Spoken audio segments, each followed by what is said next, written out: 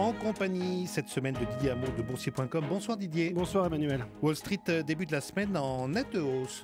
Oui, ça se passe bien dans un marché plutôt calme, plus 0,9%, 0,94% de mieux sur le Dow Jones exactement, 17 829 points. Le Nasdaq prend 1,45%, 5 127 points quand même, dans un marché aidé par la multiplication des opérations financières avec le groupe Visa cette fois qui rachète Visa Europe pour 21 milliards d'euros.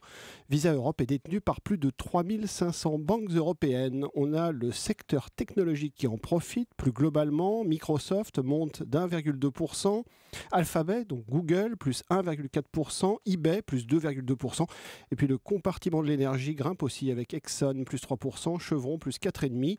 Le baril de brut consolide autour des $49 le Brent ce soir. Et puis la parité euro-dollar ne bouge pas vraiment.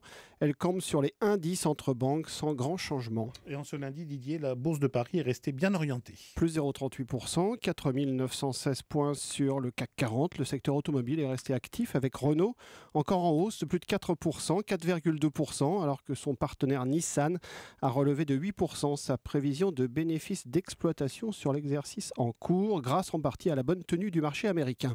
Peugeot gagne 1,6%, Michelin plus 1,5% et Valeo plus 1,2%. Et puis le Crédit Agricole est remonté d'1,5%, alors que sa filiale spécialisée dans la gestion collective Amundi a lancé ce matin son introduction en bourse, une opération qui pourrait représenter jusqu'à 1,6 milliard d'euros pour un prix allant de 42 à 52,50 € par action. Les valeurs cycliques aussi remontent assez nettement, ArcelorMittal plus 3,9% et Saint-Gobain plus 2%. Et puis toujours à l'écart du mouvement de hausse, le secteur télécom.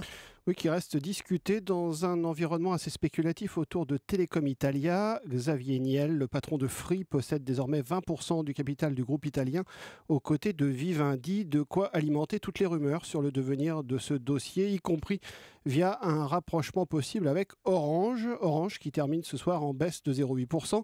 Vivendi recule légèrement de 0,5%. Ailleurs, la bourse de Francfort prend 0,9%, Bruxelles plus 0,7%, Milan plus 0,2%, Zurich termine stable.